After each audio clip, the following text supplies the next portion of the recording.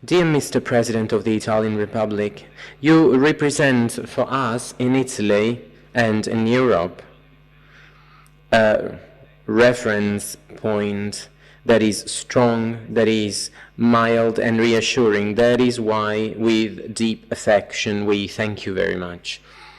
For this reason, as we welcome you to open a new challenging chapter in the development of Bocconi University, we feel privileged and honored and also comforted. On behalf of the Chancellor, Mr. Verona, the Managing Director, Riccardo Taranto, and on behalf of myself, I would like to thank for their attendance the Deputy Chair of the Constitutional Court, the President of the Lombardy region, the Mayor of Milan, the Archbishop of Milan, the Prefect, all the civil, military and religious authorities, the kind distinguished guests and the members of the Bocconi community, starting from you, dear students.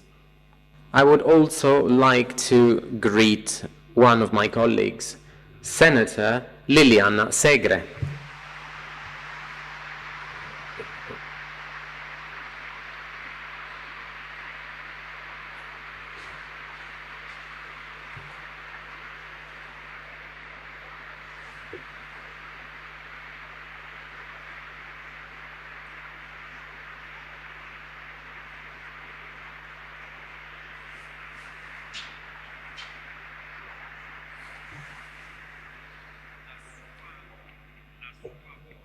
Her voice, that is always reserved, highlights the memory that was forgotten or denied. It awakens consciousness deeply. If Liliana Segre is alive, it is a gift of fate.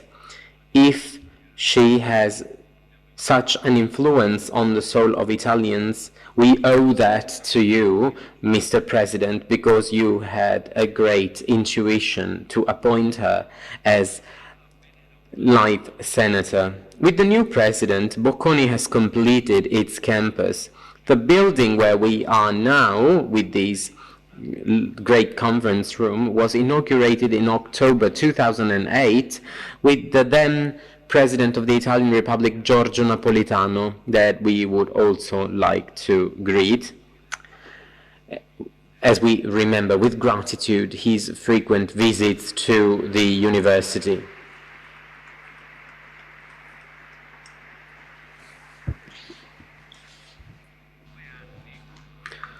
Two years, 2008 and 2019, that are associated to negative phases of international economy. The beginning of a considerable downturn in 2008, a slowing down of economic activities in 2019. In both cases, Bocconi University wanted to respect the mid to long-term plans without being influenced by the pessimism of the markets. Our investment policy was an example of anti-cyclical orientation. Today, we would like to convey a message that starts from Bocconi University. We can trust Italy and Europe. We do trust Italy and Europe for a growth, economic growth and civil development. Specifically in Italy, it is important to invest more and better on the training of human resources. We do that. Europe in the world and Italy in Europe need to become more competitive in the training of human resources and in research activities. That is what we want to do. As our other structures in Milan, we are doing that, but we want to go beyond. When our board of directors, upon a proposal given by the chairman after consultation, appoints the chancellor, there is an agreement with the chancellor for his mandate. The mandate reflects the peculiar cultural sensitivity of the chosen chancellor, as well as the long-term objectives defined by the board.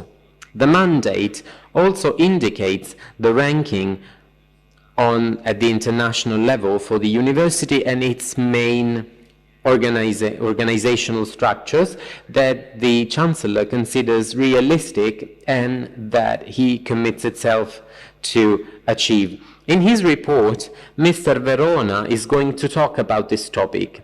He is very successful in leading the teaching faculty with the essential contribution of the administrative staff that is motivated and led by the managing director, Taranto. Among the competitiveness indicators and ratios, I would just mention two of them. The first one is related to reputation and attractiveness, quantified on the basis of numerous parameters. Bocconi University is number 4 in Europe and number 1 if you exclude the United Kingdom. Well, they excluded themselves, and it's number 16 in the world among other universities dealing with social sciences and economics. If then we check the second indicator, which is the ability of Bocconi to attract students, not necessarily from abroad, but from countries that we consider more advanced and dynamic than our country, we observe that 41% of foreign students come from France, Germany, the United States, and China. In the last 5 years, French students in Bocconi, Mr. Ambassador, have increased by 33%, the German ones by 42%, Chinese more than doubled, Americans almost 4 times more than in the past. In 2020, we will complete the 5-year strategic plan. We are now preparing the new plan that is going to reach 2025. And this is not paradoxical. This is going to start from the exploration of raw scenarios that can be imagined for 2030. We entrusted the Deputy Chair, Andrea Sironi, the task to coordinate the activities that see involved the Chancellor and the Managing Director, but which are going to involve the whole Bocconi community. I would like to remind you that the beginning of planning in Bocconi was at the end of the 80s, greatly anticipating the rest of universities in Italy. The then Chancellor and Managing Director, Professor Luigi Guattri, that I hoped would be with us today, but probably he was too emotional to meet so many personalities, including the President of the Italian Republic. But I spoke to him on the phone and I said I would say something negative about him, like the ones I'm going to say today. Luigi Guattri has celebrated the 70th anniversary of his graduation. He is the honorary chairman of the university, whereas Angelo Provasoli was called to preside the Javotte Institute. The administrative management was extremely precise for decades, and we owe him the robust and solid position of the university that made it possible for the institution to face all the investments of the last few years. A few minutes ago, while inaugurating the new campus, I reminded that all the people who were involved in the creation and building of the new complex represented 47 different nationalities. Coming from 99 countries, that we have students and managers already attending Bocconi courses. Openness, inclusion, diversity, merit, tolerance. These are some of the values that were mentioned in the sermon of the Bishop Del Pini, and I am grateful for that. These are values that nurtured the growth and competitiveness of a small university community and of a great country. They contribute to the affirmation of Italy in the world. They generate a natural respect for our country without pathetically expecting respect from others. These are the foundations for true solidarity that is not faltering like the ones that is based on public debt for future generations. In Bocconi, we feel that these are our own values.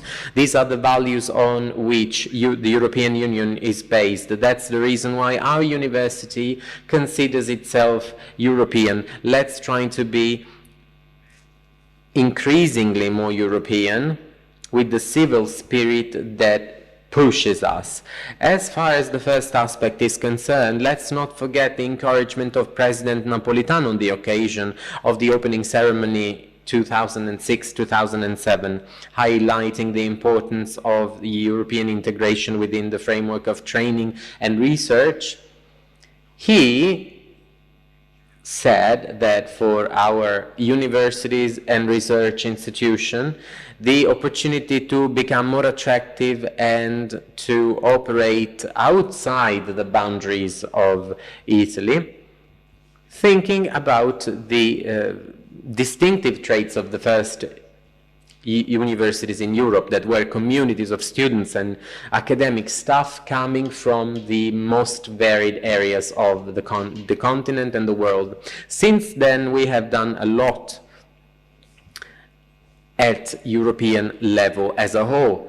It's the case of the European Research Council for Research, and it is the case of an initiative called European Universities, launched by the Commission to promote the cooperation among European universities to create international alliances, to create the universities of the future, to promote values and European identity, and to revolutionize quality and competitiveness of higher education in Europe. Bocconi has joined with enthusiasm with a consortium called Civica to create, together with other 7 prestigious universities, the European University of Social Sciences. As for the civil spirit that moves us, we feel strongly a commitment that I reiterate, the commitment to fight, each and every one of us with the civic sense that Milan and Bocconi have, to make it possible for Italy to acquire once again self-respect and confidence, to give the European Union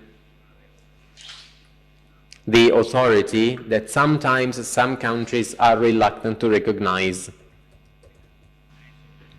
Mr. President, you insisted on this item on the occasion of various speeches. The last one was one that I considered extremely systematic and persuasive, that you delivered at ISPI on multilateralism. Speaking about Europe in a university room, it is natural to think about the patient work of pedagogy on Europe that you, Mr. President, are always carrying out with public opinion. Sometimes we see that, sometimes we can just imagine that with other Italian politicians, with persuasion or with remarks. Sometimes in difficult situations, you were able to make our political forces more aware of the fact that the fact that Italy belongs to the European Union is not just the fulfillment of an ideal that is shared by many Italians, but it's also protection against external turbulences and a stimulus for more careful decisions for the future. In that sense, I would say, besides making Italy more European, you avoided some very dangerous bends. Thank you very much, Mr. President. Thank you very much, ladies and gentlemen.